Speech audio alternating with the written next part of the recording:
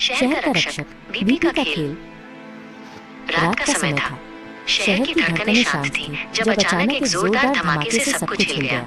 लोग घबराकर इधर-उधर भागने लगे। उनकी आंखों में डर साफ दिख रहा था। पुलिस को तुरंत खबर मिली कि इस धमाके के पीछे एक खतरनाक अपराधी बीपी का हाथ है, जो कई बड़े मामलों में वांटेड था। पुलिस मुख्यालय में एसीपी प्रद्युम्न की आवाज में गंभीरता थी।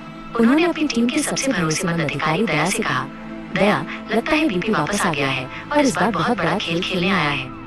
दया ने दृढ़ता से जवाब दिया, सर, चाहे कितना भी चालाक क्यों न हो, हम उसे पकड़कर ही दम लेंगे। तभी अभिजीत कमरे में दाखिल हुए। उनके हाथ में एक छोटा सा जिप लॉक बैग था। एसीपी सर, उन्होंने कहा, हमें उस धमाके वाली जगह से एक अजीब पाउडर मिला है, शायद यही उसका सुराग हो। एसीपी प्रद्युम्न ने पाउडर को ध्यान से देखा। उनकी भौहें तन गईं। अगले ही पल फॉरेंसिक लैब में डॉक्टर सालों के पाउडर की जांच कर रहे थे। उनकी प्रयोगशाला उपकरणों से भरी थी।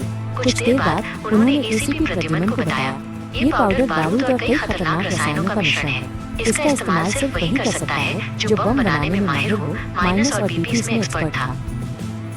एसीपी प्रद्युम्न ने गहरी सांस ली। मतलब साफ है, उन्होंने कहा, बीपी कोई बड़ी वारदात करने वाला है। हमें उससे पहले उसे रोकना होगा। टीम ने तुरंत अपनी रणनीति बनानी शुरू कर दी। शहर में हाई अलर्ट जारी कर दिया गया।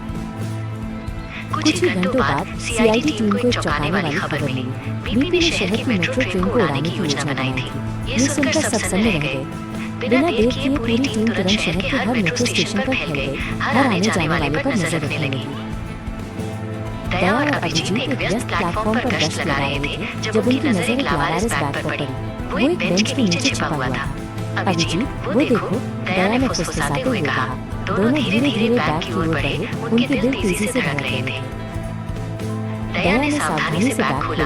अंदर एक टाइम बम लगा हुआ था। एक छोटी सी लाल बत्ती टिमटिमा रही थी और टाइमर तेजी से उल्टी गिनती कर रहा था। अभिजीत घबराकर बोले, सर, टाइमर चालू है, समय बहुत कम था।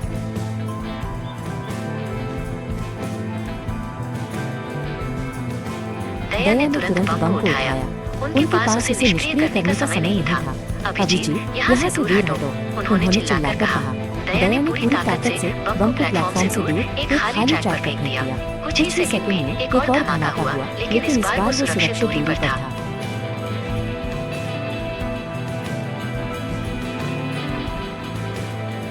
धमाके की गूंज शांत होते ही एसीपी प्रद्युम्न और डॉक्टर सालों के घटनास्थल पर पहुंचे।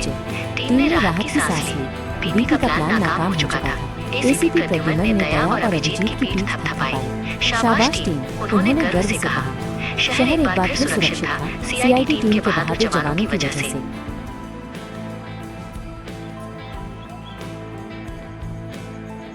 कातिल अंदर आया कैसे और गया कैसे? नौकर, जिसका नाम रोहन था, ने सिर झुकाकर धीरे से कहना शुरू किया, मैं रात को हवेली में ही छिपा हुआ था। मैंने खिड़की से प्रवेश किया था, जहां मैंने पहले से ही एक सीढ़ी रखी हुई थी। मैंने मालिक को जहर दिया, उसने फुसफुसाते हुए कहा। वो जहर एक विशेष प्रकार का स्प्रे था जिसे मैंने उनके कमरे में छिड़का था जब वे सो रहे थे। वो धीरे धीरे असर करता है। रोहन की आंखों में दर्द और गुस्सा झलक रहा था। मालिक ने मेरी बहन के साथ बहुत बुरा किया था। उन्होंने उसे नौकरी से निकाल दिया और उसकी सारी बचत हड़प ली। मैं बदला लेना चाहता था। तो खिड़की पर मिट्टी के निशान और टूटी हुई चेन का क्या? अभिजीत ने पूछा।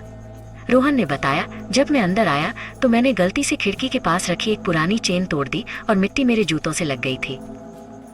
और वो फोन कॉल? दया ने पूछा। रोहन ने सिर झुका लिया। मैंने ही मालिक के बिजनेस पार्टनर के नाम से कॉल किया था ताकि शक उन पर जाए। मैं जानता था कि उनका झगड़ा चल रहा था। तुम्हारा प्लान लगभग सफल हो गया था, एसीपी प्रद्युम्न ने गंभीर स्वर में कहा, लेकिन तुमने सबूत छोड़ दिए। आज तुमने अपने गुनाह का इकबाल कर लिया है। केस सुलझ चुका था। दया और अभिजीत ने एक दूसरे की ओर देखा। एक और जटिल मामला सफलतापूर्वक हल हो गया था। एसीपी प्रद्युम्न ने कहा, हर गुनाहगार कोई न कोई निशान छोड़ जाता है, हमें बस उन्हें ढूंढना होता है। और इस तरह एक बार फिर सीआईडी की टीम ने न्याय की जीत सुनिश्चित की।